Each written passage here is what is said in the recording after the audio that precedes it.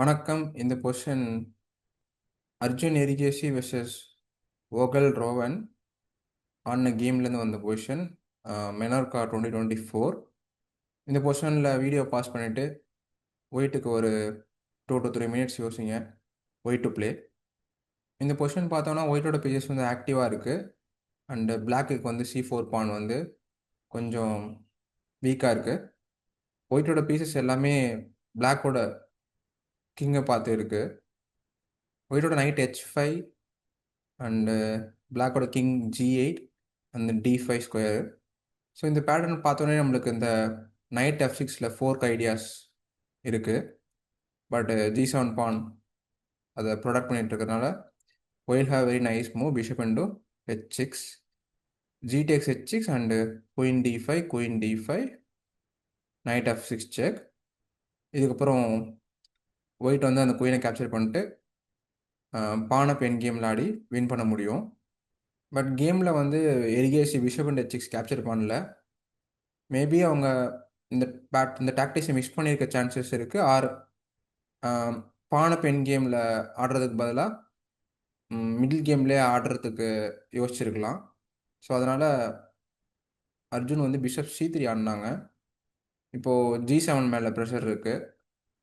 Block சிம்பிளாக night into C3 அடிச்சுட்டு queen into C3 அடித்ததுக்கப்புறம் F5 ஆடிருந்தா black is fine. But black என்ன பண்ணாங்க அப்படின்னா நைட் H4 ஆடிருக்காங்க. இது mistake actually, because already G7 பானில் அட்டாக் இருக்குது. ஸோ பிளாக் வந்து இப்போது நைட் H4 குயின் அட்டாக் பண்ணுறதுனால G7 பானை கேப்சர் பண்ண முடியாதுன்னு வச்சுருக்காங்க. நெக்ஸ்ட் மூவ் சப்போர்ட் பண்ணிக்கலான்னு. இந்த இடத்துல வீடியோ பாஸ் பண்ணிட்டு யோசிச்சு பாருங்கள் ஒயிட் டு ப்ளே. இந்த இடத்துல white have a nice move queen F2. இப்போ வந்து A7ல் ரூக்கும் ஹேங்கிங்கில் இருக்குது அண்டு G7ல் பானும் ஹேங்கிங். ஸோ ரூக் B7 ஆடுறாங்க. இதுக்கு வந்து knight into G7, knight into G7 capture பண்ணதுக்கப்புறம் ரூக் E8 செக்கில் குயின் போகுது. So queen G5, rook E8 check and king H7. இதுக்கப்புறம் அர்ஜுன் நிறைய பியூட்டிஃபுல் மூவ்ஸ் ஆடினாங்க. ஸோ இந்த இடத்துல வீடியோ பாஸ் பண்ணிட்டு ஒயிட்டுக்கு யோசிச்சு பாருங்கள் white to play. Blade rook H8. என்ன பாயிண்ட்னா கிங் இன் H8 கேப்சர் பண்ணால் நைட் E6 செக்கு போட்டு குயின் போயிடும்.